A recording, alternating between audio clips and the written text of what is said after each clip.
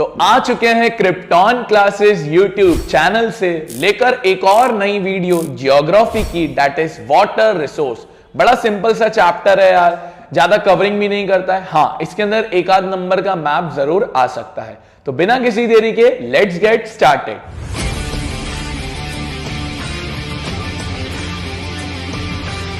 यार water resource, हमारे विश्व के अंदर बहुत पानी है, बट ज्यादातर पानी ओशंस के अंदर बैठा हुआ है।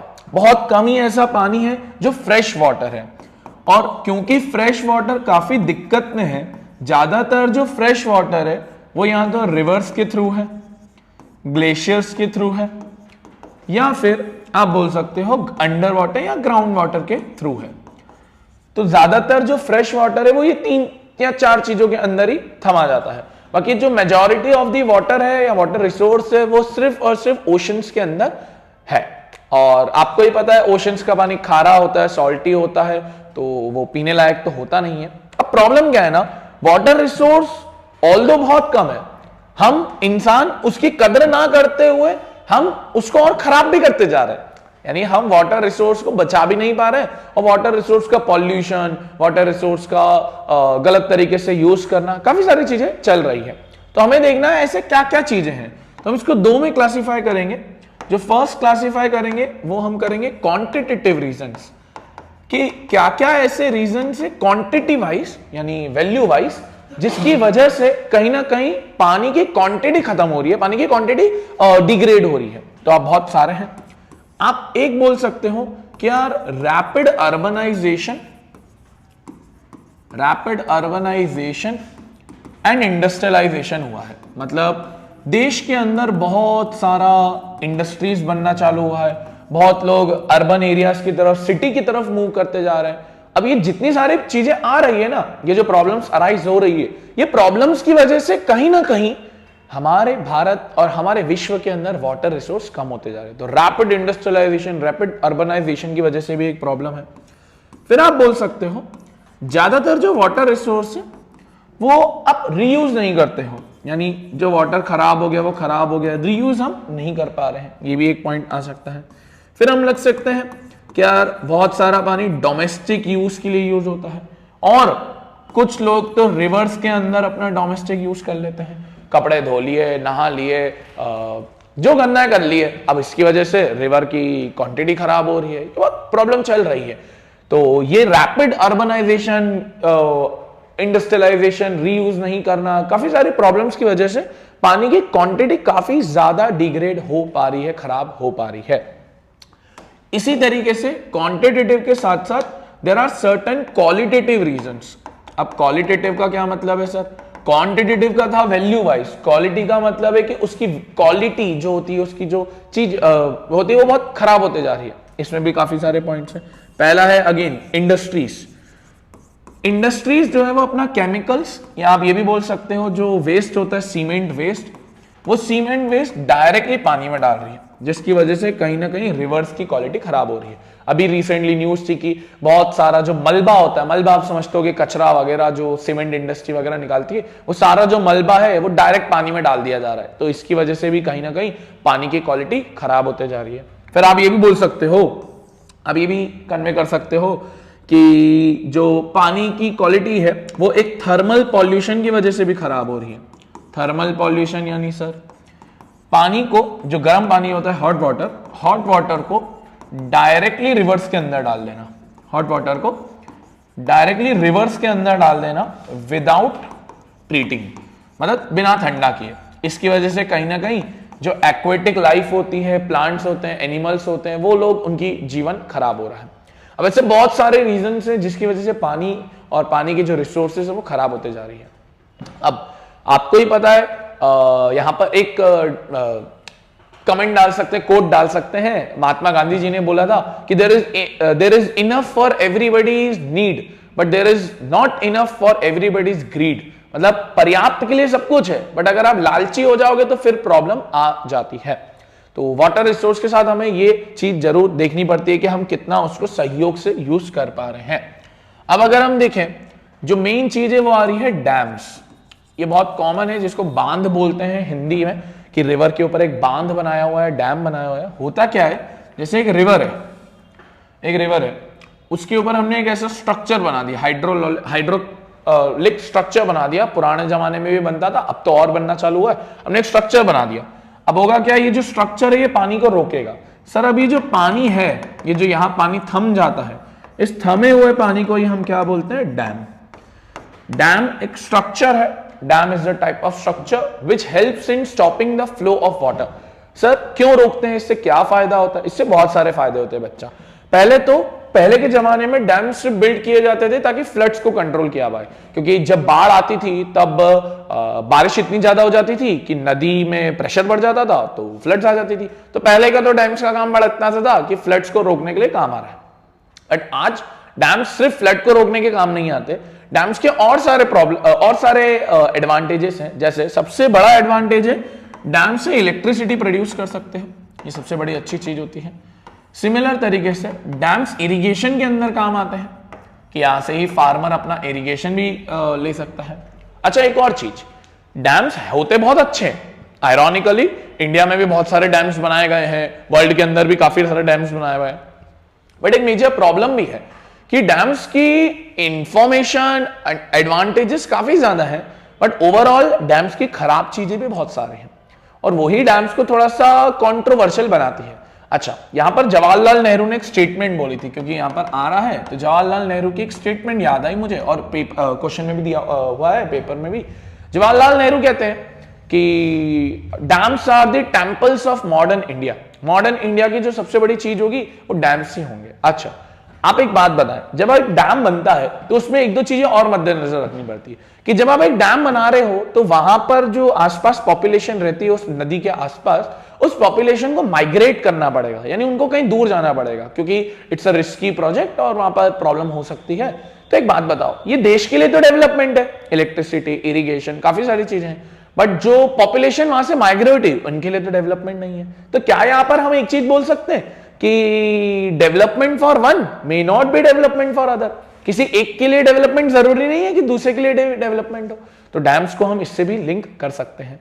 तो अगर हम डैम्स की खासियत देखें, क्योंकि डैम्स बहुत सारी चीजों में यूज आते हैं, that's why they are called as multipurpose river projects. बहुत ज्यादा पर्पस में काम आते हैं, तो इसलिए इनको मल्टीपर्पस रिवर प्रोजेक्ट्स भी बोलते हैं। देखो, आज डैम्स इरिगेशन के लिए नहीं, बट मेन किसके लिए बिल्ड किए जाते हैं? इलेक्ट्रिसिटी जनरेशन, डोमेस्टिक यूजेस के लिए, इंडस्ट्रियल यूजेस के लिए, फ्लड कंट्रोल के लिए, रिक्रिएशन के लिए, इनलैंड नेविगेशन के लिए, फिश ब्रीडिंग के लिए, फिशेस वगैरह के लिए। और इनको इंडिपेंडेंस के बाद सबसे ज्यादा लॉन्च किया था, और आज इंडिया में सबसे ज्यादा ये बहुत अव्वल दर्जे के माने जाते हैं। बट अगेन, डैम्स की खासियत बहुत सारी है, बट नुकसान भी बहुत सारे हैं। अच्छा, अब देखो इसके नुकसान यहां से चालू हो रहे हैं। Regulation and damming of river affect the natural flow. अब होगा क्या, नेचुरली जैसे रिवर बहती है प्राकृतिक तरीके से, आप उस प्राकृतिक तरीके के अंदर खंडन डाल रहे हो, मतलब आप उसके अंदर कुछ ऑब्स्टेकल डाल रहे हो, और डैम उस स्ट्रक्चर को बना रहे हो, तो रिवर रुक जाएगी, यानी पानी उसका रुक जाएगा। और जो नदी सेडिमेंट्स लेके आती है, मिनरल्स लेके आती है, स्टोन्स वगैरह लेके आती है, वो रुक जाएंगे। तो प्रॉब्लम अल्टीमेटली रहेगी। फिर again aquatic life, aquatic plants की ज्यादातर प्रॉब्लम इसके अंदर आती है। तो देखो, causing poor sediment, excessive sedimentation at the bottom of the reservoir. तो ये सारी प्रॉब्लम्स इसके अंदर अराइज हो जाती है। फिर large dams have also been cause of the new many environmental problems and movements like the Narmada बचाओ आंदोलन। फिर एक तहरी डैम आंदोलन तो काफी बड़ा आंदोलन हुआ था, और लिखा भी हुआ है कि तहरी डैम के लोगों ने बोला था कि this dam has been built on our क्या बोलते हैं, आंसू में बनाया गया ये हमारा डैम है, क्योंकि इसमें बहुत कंट्रोवर्सी थी कि बनाए ना बनाए। फिर इसी तरीके से नर्मदा को बचाने की बात हो रही है। गंगा एक्शन प्लान नरेंद्र मोदी ने पहले ही लॉन्च कर लिया है। फिर अरविंद केजरीवाल बोलते रहते हैं हम यमुना एक्शन प्लान लॉन्च करेंगे, यमुना को बचाएंगे। तो there are certain movements which have been organised by various states and various cities to control the dams and to control the river flow of the various rivers. At the same time, it has also transformed social landscape, increasing the social gap between rich and the poor.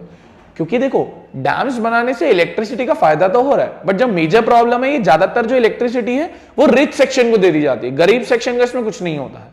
तो rich section वालों में social gap बहुत बन जाता है। Migration की एक अलग प्रॉब्लम है, जो आप जानते हैं कि माइग्रेट करना पड़ जाता है उन लोगों को। तो there are certain problems regarding the dams and there are certain advantages to with the dams. फिर अगर हम आगे बढ़े तो देखो, अच्छा डैम्स, जैसे मैंने शुरू में बोला था, dams are the sources of controlling the floods. Floods control करने के काम आते हैं, बट समटाइम्स, कभी कभार ये फ्लड्स को लेके भी आ जाते हैं। सर कैसे? मान लो अगर एक नदी में फ्लो हो रहा है, बारिश एक्स्ट्रा आ गई, अब आपने उस डैम को अभी क्लोज रखा है, यानी आपने उसको पानी को संभाल के रखा है। अब आप जैसे ओपन कर दोगे तो अब नदी बहुत एक्सेस प्रेशर से आएगी, एक्सेस प्रेशर से आएगी, बारिश है, एक्सेस प्रेशर से कभी कभार ये होता है कि जो आसपास की लोकेलिटी और आसपास के जो गांव के एरियाज है, हो सकता है वो पूरे पूरे उजड़ जाए, खत्म हो जाए। तो इससे ये भी हो सकता है कि sometimes dams are the sources of floods. पहले सिर्फ इसलिए बनाए गए थे कि कंट्रोल कर पाए, बट आज ये सोर्सेस भी बन गए सर। तो देखो आप ध्यान से, they are constructed to control flood, have triggered the floods, यानी फ्लड्स को बढ़ा दिए हैं due to the sedimentation in the reservoir. मोreover the big dams have mostly been unsuccessful in controlling floods। कुछ ज्यादातर जो बड़े बड़े डैम्स बनाए गए, बांध बनाए गए, वो सक्सेसफुल हो ही नहीं पाए क्योंकि वो फ्लड्स को कंट्रोल कर ही नहीं पाए। ठीक है, अब एक चीज आती है दैट इज थोड़ी सिंपल सी, रेन वाटर हार्वेस्टिंग। बचपन से पढ़ते आ रहे हो rain water harvesting. Rain water harvesting, जो बारिश का पानी आता है उसको हार्वेस्ट कर लेना, यानी उसको बचा के रख लेना एंड देन उसको यूज कर लेना। बहुत सिंपल होता है यार, ये कैसे चलता है? जैसे फॉर एग्जांपल आपका एक घर है, आपने घर के ऊपर एक ऐसा टंका बना दिया, ऐसा टैंक बना दिया, यहां से एक पाइप कनेक्ट कर लिया, ऐसे एक पाइप कनेक्ट कर लिया। अब बारिश आएगी तो पानी यहाँ इकट्ठा होगा, पानी इकट्ठा होकर पाइप के थ्रू जाएगा, यहाँ पर ग्राउंड वाटर, जो ग्राउंड वाटर हम बोलते हैं, उससे आपने कनेक्ट कर लिया। यही पानी अब आपके घरों में डोमेस्टिक यूजेस में काम आ जाएगा। इंडिया में आज भी रेन वाटर हार्वेस्टिंग एक ऑप्शनल मेथड है, मतलब आप चाहो तो करवाओ, नहीं चाहो तो करवाओ। बहुत सारी गवर्नमेंट ये ट्राई कर रही है कि हम इसको कंप्लीट परमानेंट कर दें, कि भाई करना ही करना है। इसी का एक एग्जांपल देते हुए मुझे याद आ रहा है Tamil Nadu. Tamil Nadu is the only state in the country जिसने रेन वाटर हार्वेस्टिंग को मैंडेटरी कर दिया है, यानी कंपलसरी है भाई, करना ही पड़ेगा, कुछ भी कर लो, जरूरी है। तो rain water harvesting is the good one. अब राजस्थान जैसा जो एरिया है जहां पर पानी की थोड़ी कमी पड़ती है, गुजरात का कुछ पार्ट, वहां पर रेन वाटर हार्वेस्टिंग की मेन नीड है। फिर मेघालय में जहां पानी बहुत अच्छा पड़ता है, जहां आप देखो तो दो जगहें हैं, मौसिम राव है, चिरापुंजी है, ये 2-3 जगहें ऐसी है जहां पर बारिश अत्यधिक पड़ती है, बट वहां पर फिर भी लोग बारिश के पानी को बचाते हैं। और याद रखेंगे, पहली बारिश का पानी नहीं बचाया जाता क्योंकि वो एसिड रेन कंसिडर करी जाती है। उसके बाद जितनी बारिश होती है उसके पानी को स्टोर करके फर्दर ग्राउंड वाटर में यूज करने दिया जाता है। अलग अलग स्टेट में अलग अलग तरीके से यूज किया जाता है। तो देखो, in the hill and the mountain region, hill यानी जो आप बोलो पहाड़ी एरिया, वहां बनाया जाता है डाइवर्जन चैनल्स, जैसे कुल्स, वेस्टर्न हिमालयस, एग्रीकल्चर के लिए ज्यादातर ये एग्रीकल्चर, क्योंकि इस तरफ आप देखोगे तो खेतीबाड़ी ज्यादातर होता है, राजस्थान तरफ, माउंटेन्स तरफ। Roof top rain water harvesting, ज्यादातर ड्रिंकिंग वाटर को स्टोर करने के लिए, कहां पर? राजस्थान, क्योंकि राजस्थान में आपको ही पता है पानी की थोड़ी किल्लत तो रहती है। इन arid and the semi arid region, arid यानी सूखा, ज्यादातर सूखा एरिया, एग्रीकल्चर फील्ड्स को कन्वर्ट कर लेते हैं रेन फीड स्टोरेज स्ट्रक्चर के अंदर। मतलब ऐसा गड्ढा बना लेंगे जहां बारिश आएगी तो वो पानी वहां इकट्ठा हो जाएगा एंड देन उस पानी को आप फर्दरली यूज कर पाओगे। And they allow the water to stand and moisten the soil, soil के अंदर नमी आ जाती है, ये अच्छी चीज होती है। जैसे खादिम्स इन जैसलमेर, ये राजस्थान के अंदर है, johads in other part of Rajasthan, ये नाम आ जाते हैं। ठीक है, तो ये जैसे मैंने आपको बता दिया, तो इससे काफी सारी चीजें हैं रेन वाटर हार्वेस्टिंग से रिलेटेड। एक चीज और होती है जिसको बाम्बू ड्रिप इरिगेशन बोलते हैं। आप क्या करते हो? बाम्बू के थ्रू करते हो, बाम्बू के थ्रू पानी आएगा। अब इसमें एक और चीज होती है, जैसे मैंने एक बाम्बू बनाया, ऐसा कुछ स्ट्रक्चर बना दिया। अब होता क्या है, यहां पर आप थोड़े बहुत पेड़ लगाते हो, क्योंकि ऑब्वियस सी बात है, इट्स नॉट द पाइप कि पानी डायरेक्ट फ्लो करने लग जाएगा, पानी गिरेगा भी। तो अगर पानी गिरेगा भी ना, तो इन क्रॉप्स के ऊपर गिरेगा, क्रॉप्स अल्टीमेटली ग्रो हो जाएगी।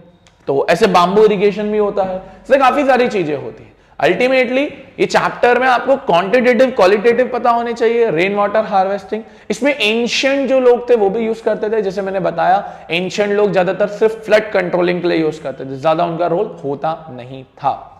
तो ये सारी चीजें हैं। इसका मैप वर्क की अलग वीडियो आएगी, तो उस वीडियो में हम मैप वर्क की बात कर लेंगे। तो आई होप आपको ये चैप्टर समझ में आया होगा। इस चैप्टर के जो नोट्स हैं वो आपको डिस्क्रिप्शन बॉक्स में गूगल ड्राइव के लिंक में मिल जाएंगे। Thank you for watching this video. Radhe Radhe.